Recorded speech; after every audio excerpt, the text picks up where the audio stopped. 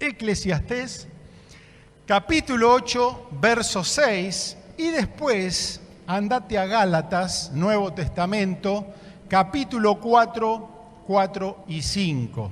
El primero de los pasajes que está buscando en Eclesiastés, escrito por Salomón, obviamente, es una de esas palabras que a mí me gustan, que van desde la profundidad teológica, bíblica, de toda esa riqueza que tiene la palabra de Dios, pero que después se traduce en algo práctico. Hace un par de miércoles nos hablaba la pastora Gabriela y ella también decía, a mí me gustan las cosas prácticas, porque tener una Biblia así y no poder transformar nuestras vidas o no llevarlo a algo que funcione, la verdad que es bastante frustrante. Entonces, todo lo que nosotros recibimos de la palabra hay que incorporarlo al día a día, que funcione. Y esta palabra dice, porque para todo lo que quieras hay un tiempo y un cómo. Probablemente tu versión diga lo mismo con otras palabras. La mía dice, porque para todo lo que quieras, todo lo que quieras. ¿Qué significa lo que quieras? Es que las cosas que van a suceder, lo que te va a pasar en tu vida, es algo que vos querés que pasen, algo que anhelás. Si no, lo que viene y no lo manejaste vos es una desgracia o es una consecuencia de la suerte o de algo que hizo el otro. Pero todo lo que quieras, dice, se va a dar, va a tener éxito, pero hay dos cosas que suceden. Tiene que haber un tiempo, tiene que haber un cuando eso se ejecute, cuando eso suceda, pero también tiene que haber un cómo. Significa que para que se dé todo lo que nosotros queremos, tenemos que quererlos, pero tenemos que tener un cómo, y eso significa una mentalidad.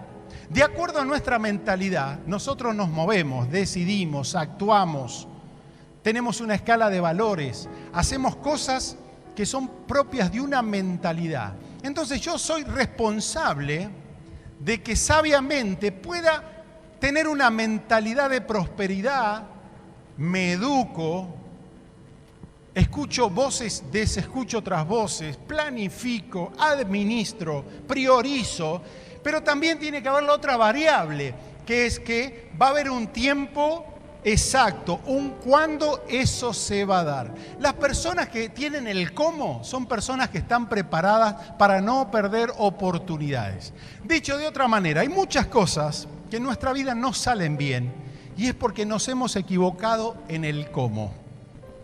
Hemos hecho malas decisiones, hemos hecho malas administraciones, no hemos aprovechado oportunidades. Tiene que ver por errores nuestros. Pero otro de los factores, o el otro factor por el cual a veces las cosas no se dan, es porque hemos tenido problema con la sincronización del tiempo.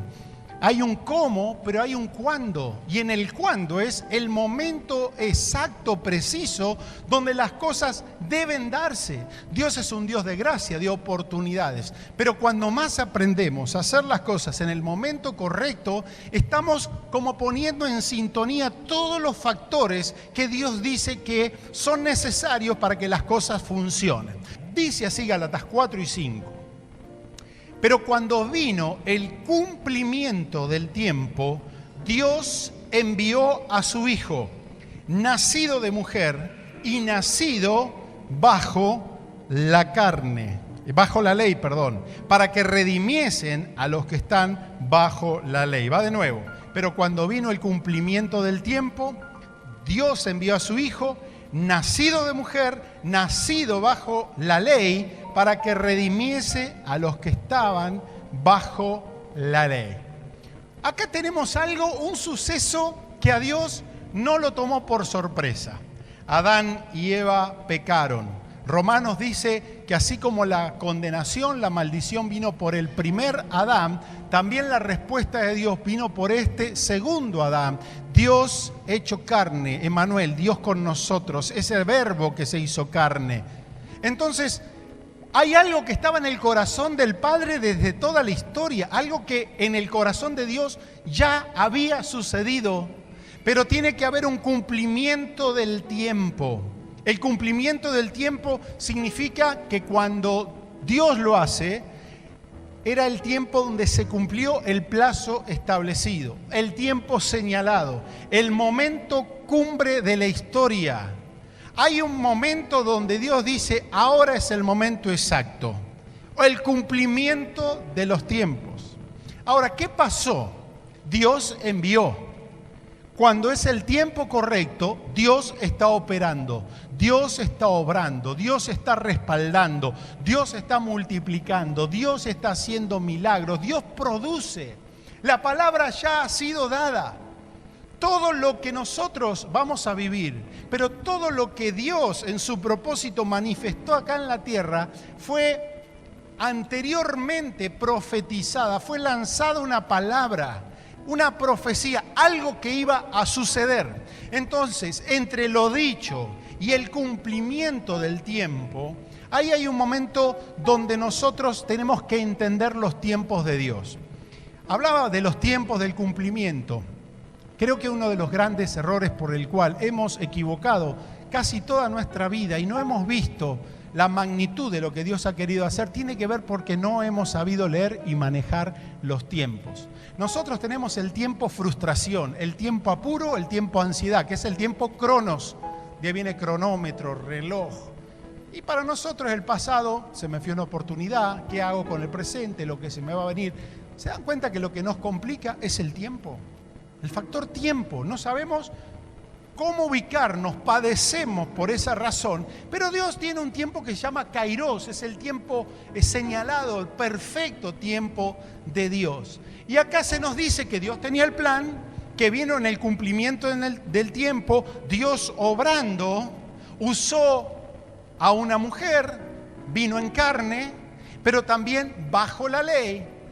Habla de un contexto, y yo me pregunto, ¿cómo era el contexto cuando Dios se le ocurre hacer semejante y tamaña obra redentora de propósito que marcó el resto de la eternidad, la venida de nuestro Señor? Hay un contexto político. Los evangelios nos hablan de cómo era la política de ese tiempo.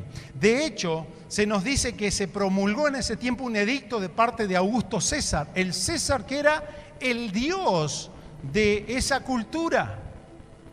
Merecía ser adorado por parte de sus ciudadanos. El imperio romano había abarcado todos los territorios conocidos y para administrarlo ponía gobernadores, ponían distintas entidades y encima era una mezcla de culturas porque los romanos habían logrado por la fuerza la conquista del imperio griego. Antes estaban los medos persas, después los griegos y después vinieron los romanos. La Pax Romana era la manera por la cual el territorio romano tenía unidad y había control.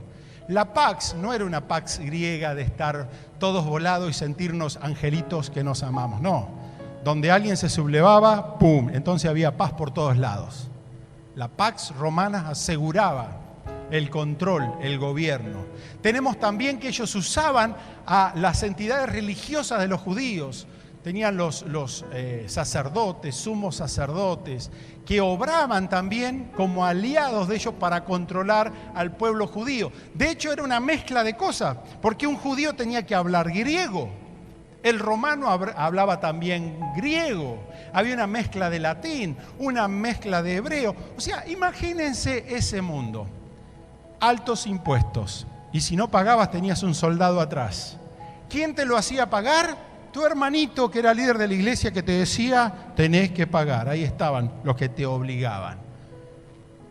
¿Y vos decís que los tiempos de antes fueron mejores? Andamos por ahí.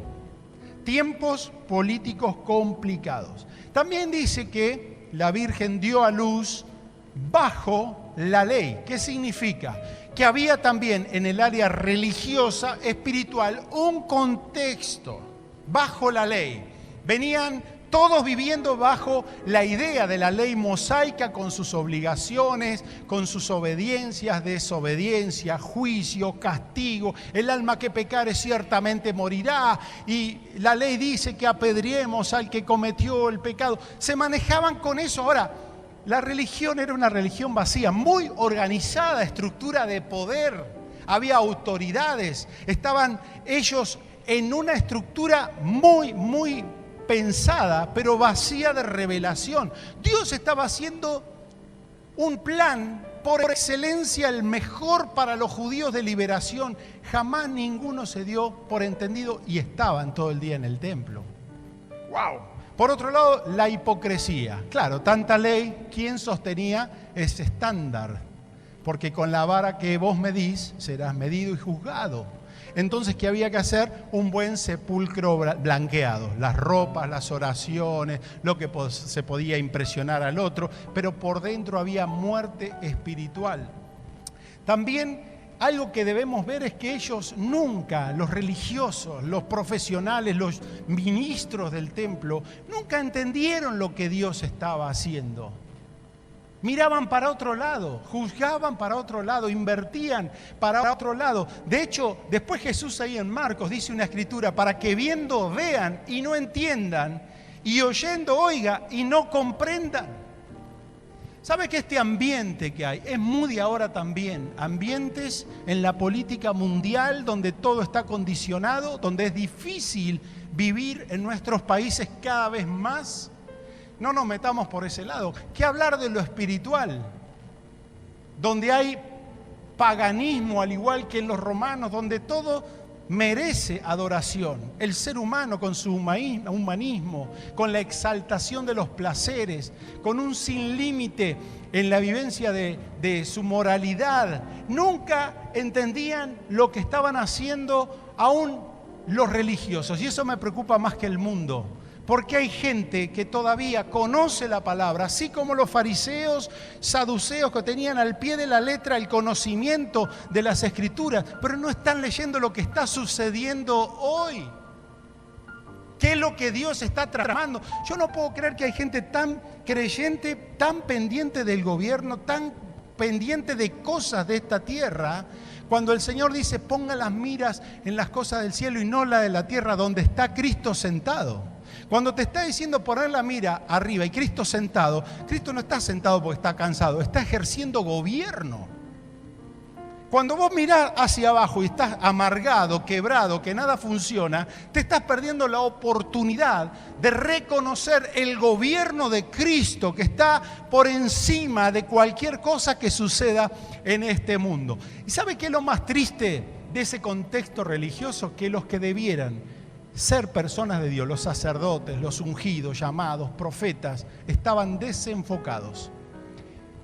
En todos los tiempos Dios siempre tuvo propósitos y necesitó gente que lea, que advierta lo que Dios estaba haciendo.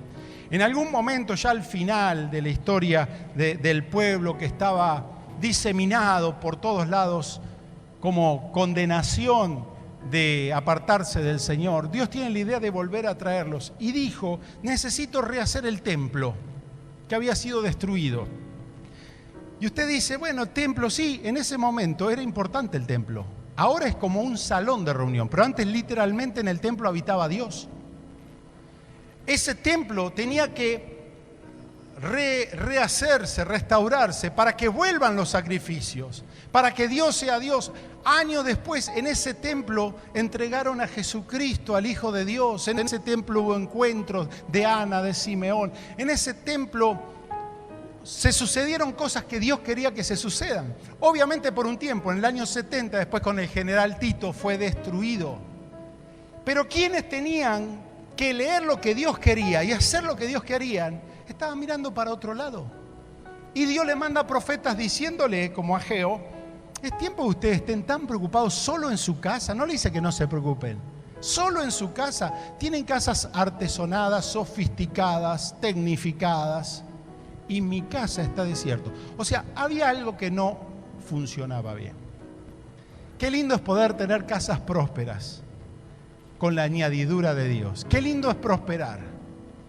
Pero no descuidamos el reino. Somos protagonistas del reino. ¿Y sabe cómo termina todo esto? Que en un momento empiezan las preguntas, esas preguntas que son las preguntas del fracaso. Termina Malaquías diciéndonos que la gente decía, ¿vale la pena servir a Dios o no servir a Dios? ¿Vale la pena creer en Dios o no creer en Dios? Y en ese momento se agota la revelación profética. Porque Dios deja de hablar cuando la persona desenfocada ya no tiene interés de realizar lo que Dios tiene pensado hacer. Hay muchas personas que perdieron la sintonía con el propósito de Dios y Dios ya no habla. Y ese es el silencio más mortal que podemos escuchar en nuestras vidas. 400 años de silencio hasta que Dios dice se está acercando el cumplimiento de los tiempos. Por eso, mi querido, en los tiempos de revelación profética, ¿qué es revelación profética? Que nosotros podamos discernir la voz del Señor para saber en cada época qué es lo que Dios quiere hacer. En una sociedad acabada, donde Dios dice, me arrepiento de haber creado al hombre, pero miró con agrado a Noé, halló gracia en los ojos del Señor. Cuando hallás gracia en una generación que mira que está todo mal, y vos sabés que Dios quiere hacer algo, Dios le dice a Noé, construye, ¿y qué hizo él? Construyó.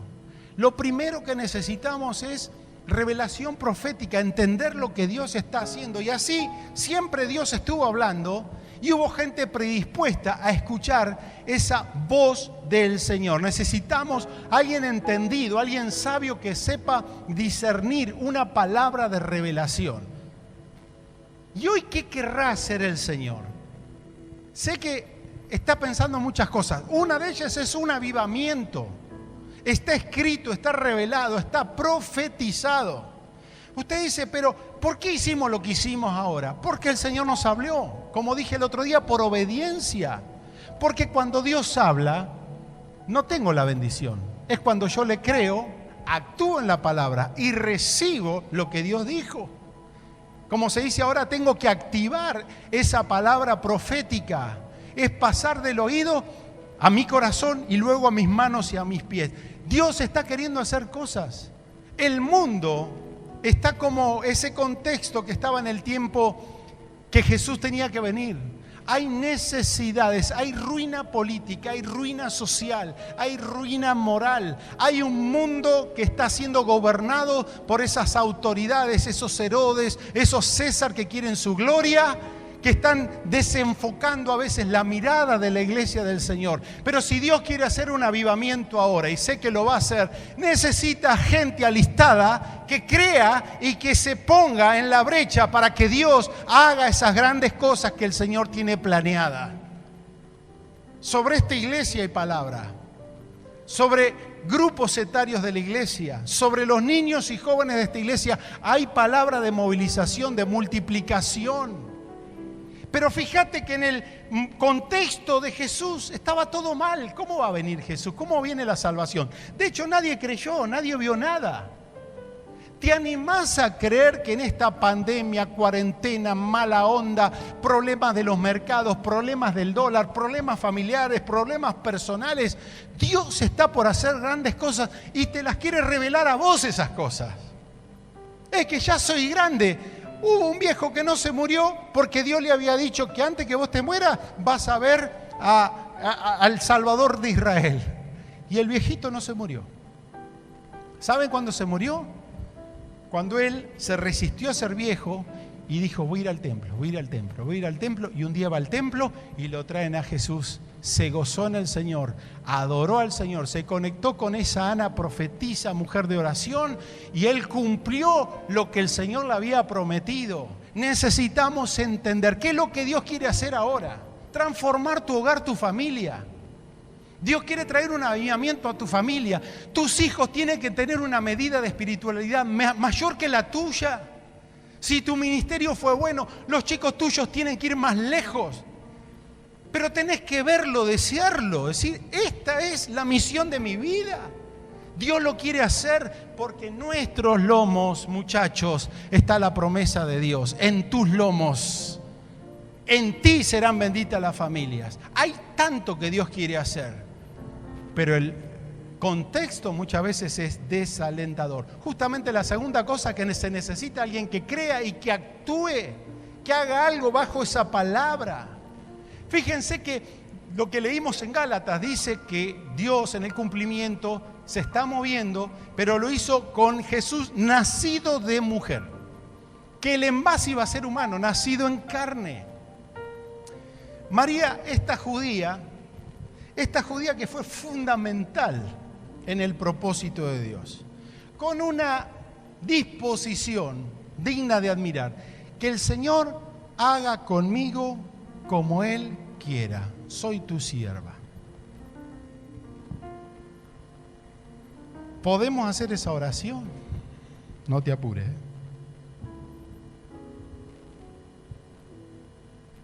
¿Cuántos quieren que el Señor haga grandes cosas?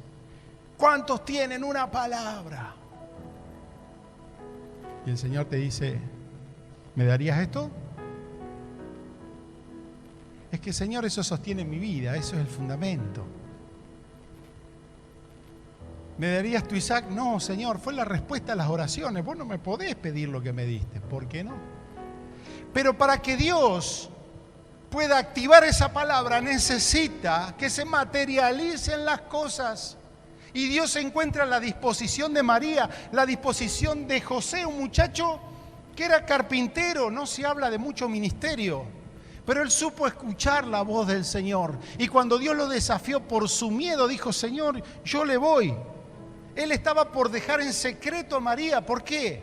Porque era su novia y ahora estaba embarazada. Y la ley decía que si la mercadería ya estaba con un uso previo, la iban a apedrear. Eso es ley. Y él dijo, yo la quiero a esta chica, estoy tan enamorado. Hagamos de cuenta que no nos hemos conocido. Mi corazón ha terminado para usted. Y viene el Señor y le dice, no tengas miedo en tomar a María, porque lo que está en su vientre es fruto del Espíritu Santo. ¿Qué hizo José? Trabajó para sostener la familia, cuidó la familia y acompañó el proceso. No tenía un factor protagónico, no era un rey de nada, pero él fue esencial en su lugar de apuntalar lo que Dios estaba haciendo. ¡Wow! ¿Te está hablando el Señor? ¿Cuánto el Señor quiere hacer hoy en día? Necesitó a los pastores, que eran pastores, adoradores. ¿Y qué tuvieron que hacer? Dejar, porque para adorar hay que dejar, hay que ofrecer sacrificio vivo, no muerto, al Señor. ¿Qué tuvieron que dejar? Por un rato su faena, sus ovejas, al cuidado de no sé quién, pero la adoración, adorar al Rey de Reyes fue su prioridad. Darle adoración. Siempre que el Señor va a ser levantado, necesita tu adoración. Y para estar adorando al Señor, algo vas a tener que priorizar, algo vas a tener que dejar. ¡Wow! ¿Qué hubo también? Bueno, el dueño del pesebre lo tenía en desuso, pero lo que tuvo lo puso al servicio del Señor. Cosas materiales, cosas prácticas. Por eso necesitamos entender los tiempos de Dios, creer, alistarnos, pero también entender que nosotros somos muy importantes en lo que Dios quiere hacer. Dios no se casa con nadie. Es más, no queremos adorarle, dice, las piedras van a adorar. Mirá que si un día las piedras empiezan a adorar y nosotros estamos como muertos, se me acaba de ocurrir, ¿no? Las piedras adorarán. Mirá el coro que va a sonar acá. Terror. ¿Sabe que sería una vergüenza para nosotros? Y cuando vos no abraces la misión, Dios tiene preparado a otro. Es así. ¿Sabe qué leí acá en Daniel? Él le dijo, Señor, tú cambias los tiempos y las edades, y a unos los pones y a otros los quitas. A los sabios y entendidos les das gran sabiduría. Primero, el Señor cambia los tiempos. ¡Qué incómodo! Yo quiero que la iglesia sea como antes. Yo quiero que la vida sea como antes. Es más, yo podría ser como antes, joven y flaquito. No, Dios cambia los tiempos. No hay nada que sucede sin el consentimiento del Señor.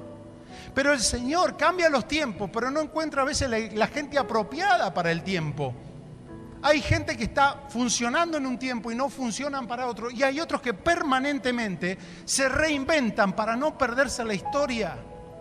Y lo uso a Sebastián, ¿por qué? Porque es un hombre que yo lo he conocido con unas estructuras, con una forma de ser, pero hoy es un deleite ver cómo acompaña la obra del Señor con palabra, con oración, con ofrenda, con apoyo, con soporte y gozándose de lo que Dios está haciendo con otros protagonistas. Eso es de gente superior. Lo veo a Roberto, la iglesia que dejó en Buenos Aires, terrible templo, edificio, un equipo pastoral. Y hoy desde su lugar, como muchos otros que tenemos en la congregación, sirven al Señor porque aprendieron a leer los tiempos, que Dios cambia los tiempos, pero están reubicándose para ser efectivos y no dejar de cumplir la misión del Señor. Terminemos con algunas afirmaciones de todo esto. Que el Señor nos dé un marco para que nosotros podamos vivir en este tiempo con expectativas. Lo primero, Dios necesita gente que sepa leer lo que Él está haciendo. Lo que Dios necesita hacer. Necesitamos sensibilidad para reconocer qué es lo que Dios está haciendo. Yo sé lo que yo estoy haciendo y lo que quiero para mi vida. Es más, no quiero llegar a fin de año sin que algunas cosas de casa no se hagan. Voy a agarrar las herramientas, el pincel, yo sé que algo tengo que hacer. Pero más allá de lo que yo pienso para mí, Dios está pensando hacer cosas y necesito entenderlas. Número 2, Dios necesita gente dispuesta para realizar los propósitos. ¿Estás todavía disponible para el Señor? De la manera que el Señor te quiere usar. Y usted dice, se me pasó el tiempo, tu cronos. Pero ¿qué tal si Dios te está reservando para un tiempo que todavía no viviste? Estaba en lo peor de su ministerio, Elías. Me buscan para matarme, ya no cae fuego en el altar. Y el Señor dice, no te hagas problema, o te levantás ungí o yo tengo reservado unos cuantos profetas. Porque Dios necesita la gente dispuesta. Todo nuevo tiempo, la tercera cosa, atenti con esta, todo nuevo tiempo de cumplimientos tiene una resistencia espiritual diferente. Y no me llama la atención que en este tiempo espiritual diferente hay una resistencia espiritual diferente. El mundo está diferente, pero la vida de la iglesia también. Esta iglesia 9-10 meses después no es la misma. Trabajar en la vida pastoral espiritual de la iglesia, los pastores no me dejan mentir, es tan diferente. Hay otras autoridades, otras resistencias, hay otro mover espiritual. Algo se está moviendo, estamos luchando de otra manera. Hay cambios que se están produciendo en el ambiente espiritual, en los aires espirituales de nuestras vidas, de las familias, de la iglesia. Hay un espíritu de Herodes. Hay un espíritu de Herodes. Se recicló el espíritu del faraón que cuando nace Moisés dice, vamos a exterminar esta generación. Un espíritu de muerte, de exterminación, de expectativa de vida. Los mayores, adultos mayores, están expuestos. Ese espíritu de Herodes que trae una oposición espiritual. Hay una oposición legal, los edictos de Augusto César. Las leyes que dice Augusto César. ¿Qué quieren hacer? Que todo el mundo venga al censo que está acá. Que todo el mundo vaya para allá. Que todo el mundo... Hay cuántos edictos, cuántas cosas se están levantando como filosofías, ideologías que no son una cosmovisión de la vida, una filosofía de vida simplemente.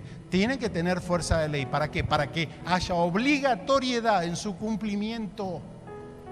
Decime si el ambiente, el momento nuestro no es complicado como el de ellos. Cuando Jesús vino no fue mejor que este. Y el nuestro no es mejor que el de ellos tampoco. Orgullo personal. Herodes simplifica al ser humano, y puede estar también en el espíritu de gente de iglesia, donde Él es el rey, yo soy el rey. Vayan a adorarle, pero después vengan y díganme dónde está.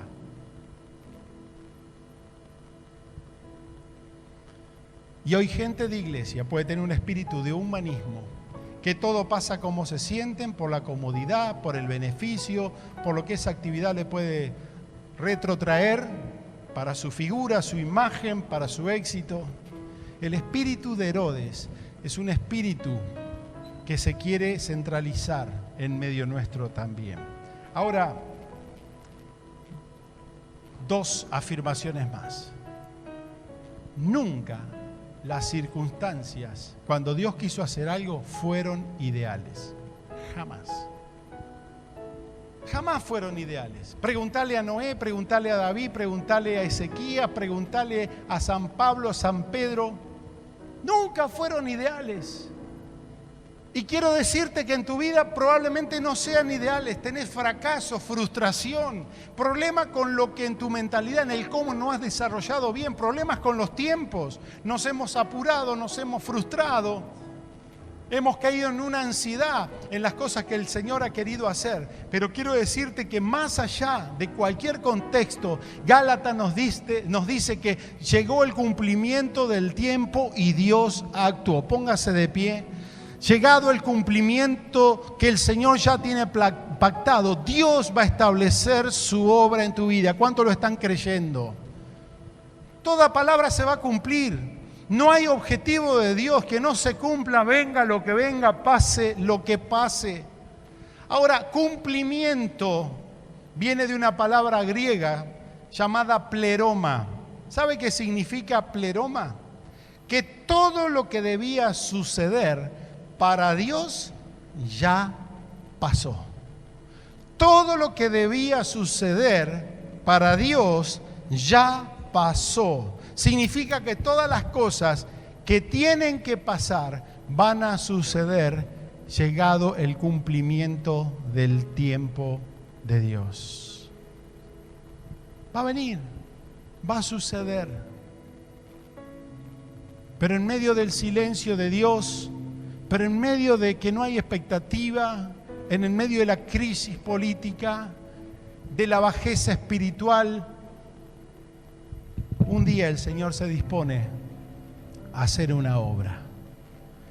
Y este tiempo de crisis es un contexto que no va a frenar la obra de Dios para aquel que se está listando y creyendo que Dios lo va a hacer. ¿Serás vos uno de ellos que estás creyendo? Que tu vida no va a pasar y todo lo que Dios te habla no va a pasar inadvertida. Que todo lo que seguís creyendo al Señor y trabajando en el cómo, en tu fidelidad, en tu prioridad, en tu cuidado, en tu fe en el Señor. Como a veces le pasa a Silvanito, está con el Cronos y ora con el Cronos y tenés que decir, Señor, creo tu palabra, maneja tiempo, maneja circunstancias y descansar en el Señor. Cierra tus ojos por un momento.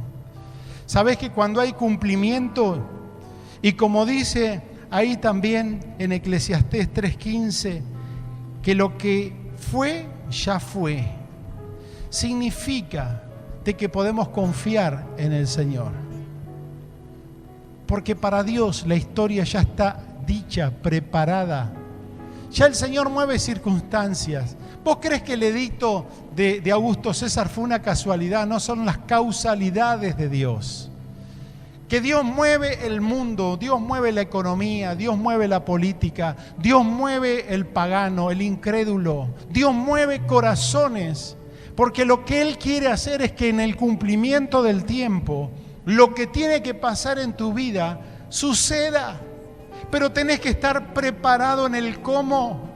Con un corazón de adorador, deseando del Señor, preparando tus mejores sermones, preparando tu mejor ministerio, porque llegará el momento donde Dios dice, es el cumplimiento de mi tiempo Kairos, y vos estás como María la judía, donde ella no le llamó la atención de que el Señor se fijara en ella, lo estaba esperando pareciera, porque había una predisposición en el cómo, y cuando llegó el cuándo, se ejecuta eso tan precioso de que Dios pueda obrar a través de cada uno de nosotros. Y en tu confianza pone la provisión.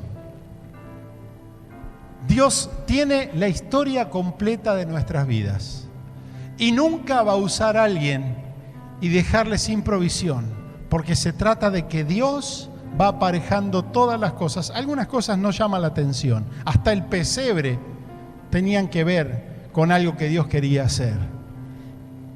Señor, te adoramos, te bendecimos, Señor. Te glorificamos, Señor. Todo eso sucedió para que Él redimiese a los que estaban bajo la ley. Hay cosas que tienen que suceder para que vos puedas bendecir a los que están todavía bajo la ley. Quizá tus hijos están bajos, tu matrimonio, gente a tu alrededor, viven en la ley, subyugados en el pecado, insensibles al Señor. Pero el Señor necesita usarte para que aquellos que están en condenación, para ellos que están en oscuridad, sean alcanzados para la gloria de Dios.